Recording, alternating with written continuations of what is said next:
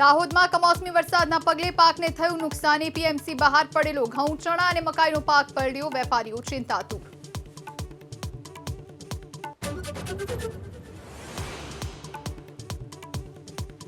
દાહોદ બાદ છોટાઉદેપુર અને બનાસકાંઠા જિલ્લાના વાતાવરણમાં પલટો. કવાંટ તાલુકાના નાની ટોકરી, મોટી ટોકરી, મોટા ઘોડા પંથકમાં વરસાદ તો અંબાજી અને આસપાસના વિસ્તારમાં પણ વરસાદ.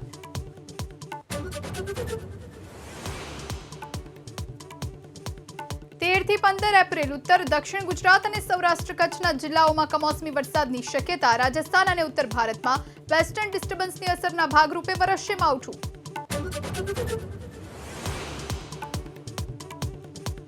ઉત્તરાખંડથી રાજસ્થાન સુધી પીએમ મોદીનો હુંકાર.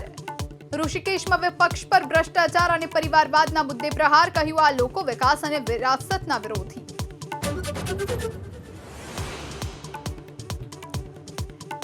એમપીના મંડલામાં ગૃહમંત્રી શાહની ગર્જના. કહ્યું, કોંગ્રેસને સપનામાં પણ નથી મળવાની સત્તા. પરિવારવાદવાળા લોકો જનતાનું હિત શું ઈચ્છે છે?